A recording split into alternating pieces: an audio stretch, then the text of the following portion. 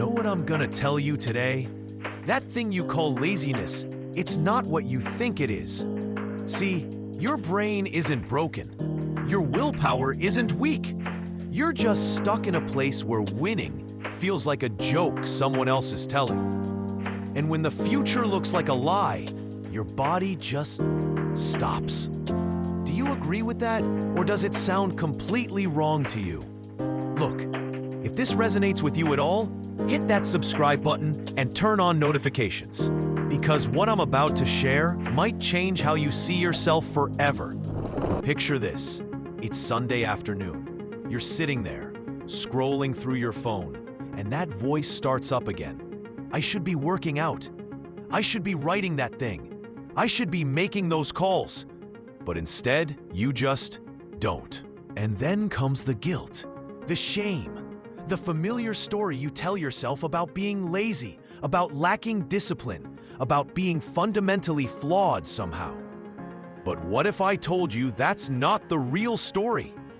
What if that stillness, that resistance, that thing you call procrastination, what if it's actually your brain being smart? What if it's protecting you from something you can't even see yet? See, there's this moment I remember from when I was a kid. I'm maybe 8 years old, standing at the edge of this swimming pool. All the other kids are jumping in, laughing, having the time of their lives. But me? I'm frozen. Not because I can't swim, not because I'm afraid of water, but because somewhere deep down, I couldn't picture myself having fun in there. I couldn't see myself belonging in that picture. My mom kept saying, "Just jump in, honey, you'll love it." But my body knew something my mind couldn't articulate yet. It knew that the version of me that would enjoy that pool, that version didn't feel real yet. That's what's happening to you right now. In your work, in your relationships, in your dreams. You're standing at the edge of your own life, and you can't jump because you can't see yourself winning. You can hear the sounds of Sunday afternoon filtering through your window. Maybe it's kids playing outside. Maybe it's a neighbor mowing their lawn. Maybe it's just that particular quiet that Sunday afternoons have. That suspended feeling, like the whole world is taking a breath. And you're there, in that space between what you know you should do and what you actually do. Between the person you want to be and the person you are. It's not comfortable, but it's familiar. It's safe in a strange way.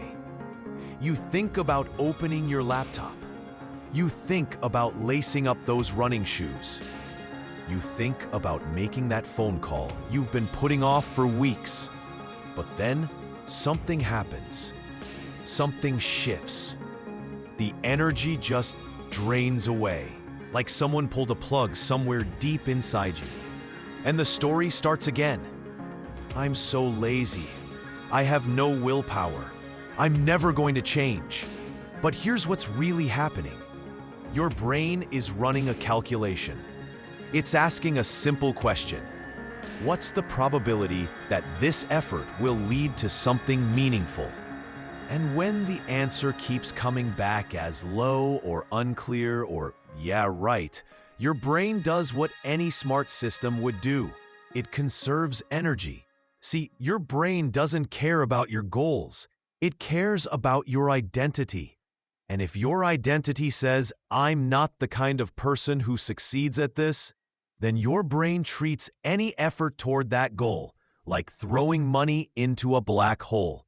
You know what your ancestors were doing on Sunday afternoons? They weren't scrolling. They weren't consuming endless streams of other people's highlight reels. They weren't drowning in information about all the things they should be doing, could be doing, might be doing if they were better people. They were present. They were still. Not because they were lazy, but because stillness had a purpose. Rest was preparation. Quiet was where wisdom lived. But we've lost that. We've turned stillness into a crime. We've made rest feel like failure. We've created a world where every moment not spent optimizing or grinding or hustling feels like evidence of our inadequacy. And the cruel irony, the more we push against that natural rhythm, the more paralyzed we become. The more we shame ourselves for not moving, the deeper we sink into the very stillness we're trying to escape. Our grandfathers didn't have this problem, not because they were more disciplined, but because they lived in a world where their efforts had clear, visible, immediate consequences. You planted seeds, food grew. You built something with your hands, it existed. You worked hard, people noticed. But now you can work for months on something and have no idea if it matters. You can pour your heart into a project and watch it disappear into the digital void. You can give everything you have and get nothing back but silence. No wonder your brain has trust issues. Think about the last time you felt truly motivated to do something. I mean, really motivated. Not forced, not guilted, not pushed by external pressure, but genuinely excited to take action. I'll bet it was when you could clearly see yourself succeeding, when the path from effort to reward was clear, when your brain could actually picture the version of you that would benefit from that action. Maybe it was learning a new song on guitar because you could imagine yourself playing it. Maybe it was cooking a new recipe because you could taste the satisfaction. Maybe it was having a difficult conversation because you could feel the relief on the other side. The action wasn't the hard part, the vision was the fuel. But most of the time, we're asking ourselves to take action without any clear picture of who we become through that action. We're asking our brains to invest energy in futures we can't actually see ourselves living. I should work out. But can you actually see yourself as someone who enjoys being strong?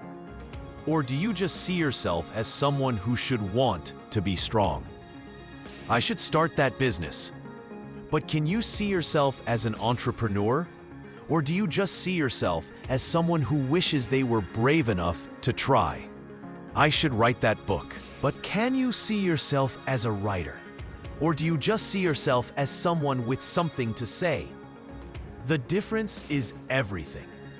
Watch a 5-year-old play. They don't need motivation. They don't need discipline. They don't need to trick themselves into action.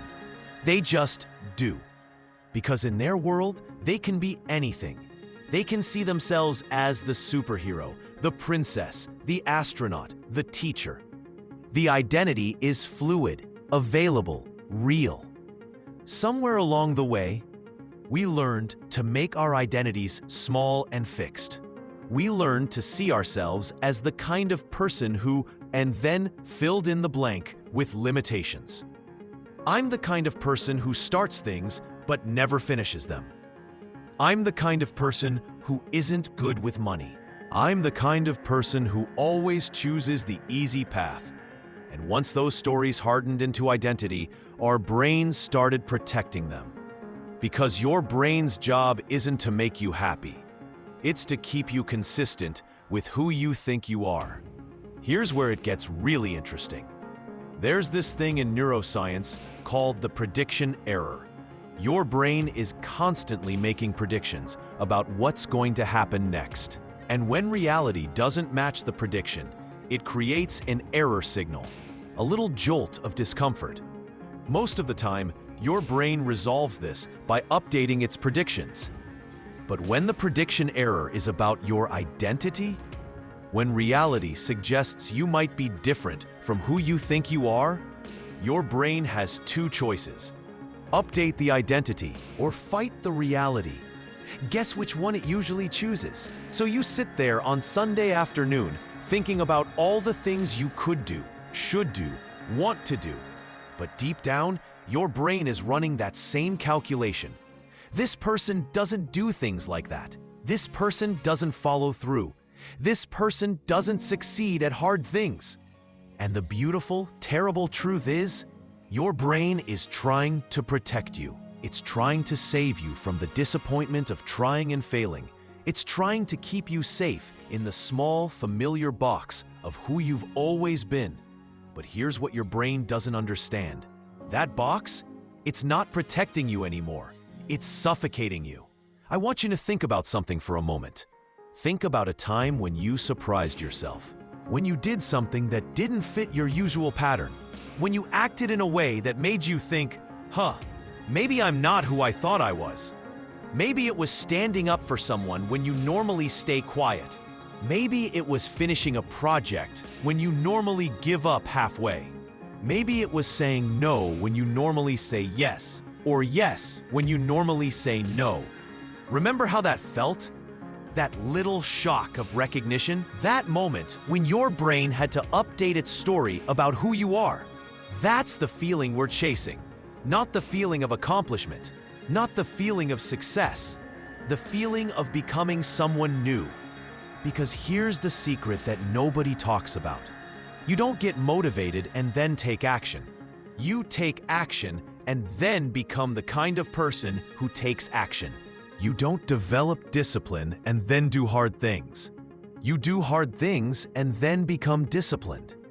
Identity follows behavior, not the other way around. But we've got it backwards.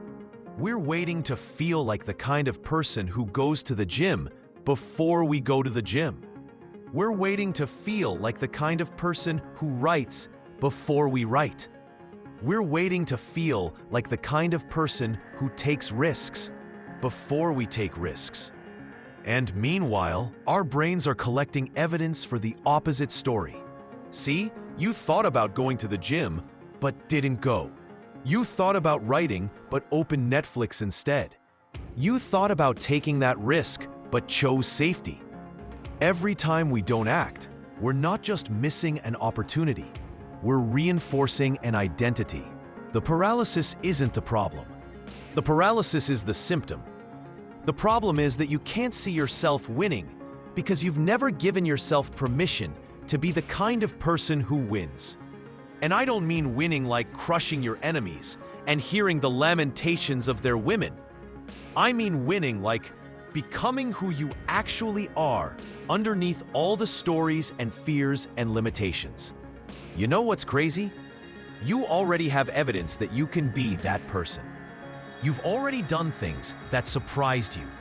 You've already acted in ways that didn't fit your old story. But somehow, those moments get dismissed as flukes, accidents, exceptions. What if those moments were glimpses of who you actually are when you're not busy being who you think you should be? What if the person who did that thing you're proud of, what if that's not the exception? What if that's the rule, and everything else is just noise? I remember this guy I used to know. Good guy, but he had this story about himself. I'm not a morning person, he'd say. I've never been a morning person. I can't function before noon. And for years, that was true. Because he lived according to that story, he scheduled his life around that limitation. He made choices that reinforced that identity. But then he had a kid. And suddenly, he didn't have a choice. He had to be up at 6 in the morning, every morning, taking care of this little person who needed him. And you know what happened? He discovered he actually loved mornings. He loved the quiet, the stillness, the feeling of having the world to himself for a few hours. He started getting up even earlier than he needed to, just to sit with his coffee and watch the sunrise. I guess I am a morning person after all, he said to me one day. I just never knew it. His brain had to update its story. And once it did, everything changed. Not just his sleep schedule, but his whole sense of what was possible for himself. That's what I'm talking about. That moment when your brain stops fighting reality and starts embracing it. When it stops protecting the old story and starts writing a new one. But here's the thing. It doesn't happen through thinking. It doesn't happen through planning. It doesn't happen through wanting it really, really hard. It happens through doing, through action, through tiny, almost insignificant acts of becoming. And that's where most people get stuck. They think the action has to be big, dramatic, life-changing. They think they need to overhaul everything at once. They think they need to become a completely different person overnight. But that's not how brains work. That's not how identity works. That's not how change works. Change happens in the margins, in the small spaces between who you were and who you're becoming, in the tiny decisions that nobody else even notices. You don't become a runner by running a marathon. You become a runner by putting on your shoes. You don't become a writer by finishing a novel. You become a writer by writing a sentence. You don't become confident by conquering your fears. You become confident by doing one small thing that scares you. And here's the beautiful part. Once your brain starts to see evidence of this new identity, it starts looking for more evidence. It starts noticing the ways you're already becoming this person. It starts interpreting your actions through this new lens. Instead of, I went for a walk, but it was only 10 minutes, so it doesn't count, it becomes, I went for a walk. I'm someone who walks. Instead of, I wrote a paragraph, but it's terrible, so it doesn't matter, it becomes, I wrote today. I'm someone who writes. Instead of, I spoke up in that meeting, but I was probably wrong anyway, it becomes, I shared my thoughts. I'm someone who contributes. The same actions, but completely different stories. And the story you tell yourself about your actions becomes the story you tell yourself about who you are. You're sitting there right now, maybe nodding along, maybe feeling that familiar mix of hope and skepticism. Part of you wants to believe this is possible. Part of you has heard it all before. And that skeptical part, it's not wrong to be careful. You've probably tried to change before. You've probably gotten excited about new possibilities, made plans, set goals, and then found yourself back where you started. But here's what I want you to consider. What if those previous attempts failed not because you're broken or weak or fundamentally flawed, but because you were trying to change the behavior without changing the identity? What if you were trying to force yourself to act like someone you didn't actually believe you were? Your brain is smart. It knows when you're lying to it. It knows when you're trying to be someone you don't actually see yourself being, and it resists. Not out of malice, but out of self-preservation. But what if, instead of trying to change everything at once, you just gathered some evidence? What if you just did one small thing that was consistent with the person you want to become? Not because you have to, not because you should, not because someone told you to, but because you're curious about who you might be if you let yourself find out. What would that person do today? Not tomorrow, not next week, not when you finally get your act together. Today, right now, in the next 5 minutes. What would they do that you could do too? Maybe they'd make their bed. Maybe they'd send that text. Maybe they'd take a shower. Maybe they'd write down one thing they're grateful for. Maybe they'd do 10 push-ups. Maybe they'd call their mom. Something small, something manageable, something that whispers rather than shouts, something that says, I'm not sure who I am yet, but I'm willing to find out. Because that's all this is, really. It's not about becoming perfect or fixed or optimized. It's about becoming curious about yourself again. It's about treating your life like an experiment instead of a prison sentence. It's about remembering that you're not a finished product. You're not a broken thing that needs to be repaired.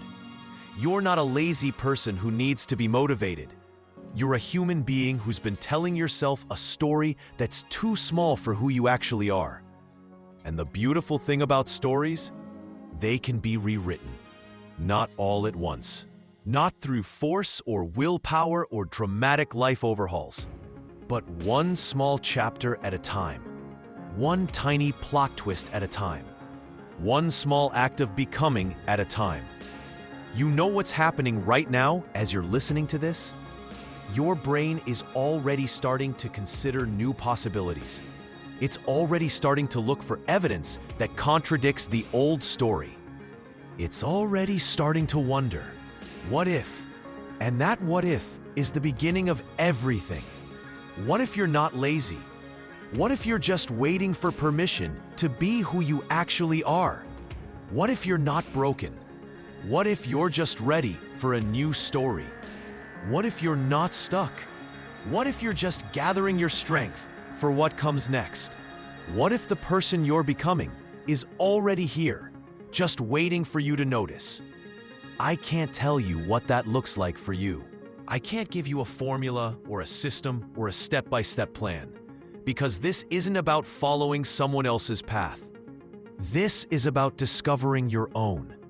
But I can tell you this, that feeling you get sometimes, late at night or early in the morning, when the world is quiet and your defenses are down, that feeling that there's more to you than what shows up in your daily life, that feeling that you're capable of things you haven't even tried yet, that feeling is not a lie. It's not wishful thinking. It's not self-delusion. It's recognition. It's your deepest self trying to get your attention, trying to remind you of who you actually are underneath all the stories and fears and limitations. And maybe, just maybe, it's time to listen. The action isn't the hard part. The vision is the fuel. And the vision isn't about what you'll accomplish or achieve or accumulate. The vision is about who you'll become in the process of trying. So here's my question for you, and I want you to sit with it for a moment. Don't answer it right away. Just let it settle. Who would you be if you weren't afraid of disappointing yourself? Who would you be if you knew you were allowed to change your mind about who you are? Who would you be if you treated every day like a chance to gather evidence for a new story? I don't know what's going to happen when you start asking yourself these questions. I don't know what you'll discover, or who you'll become, or what will change in your life. But I know this, that person who's been sitting in the same place, thinking the same thoughts, telling themselves the same stories, that person is not the end of your story. They're just the beginning. And beginning is the most powerful thing in the world. So if any of this resonates with you, if any of this feels true or possible or worth exploring, do me a favor. Hit that subscribe button and turn on notifications, because there's so much more to discover about who you really are. And until next time, I'll see you in the next video that's going to show up right here on your screen.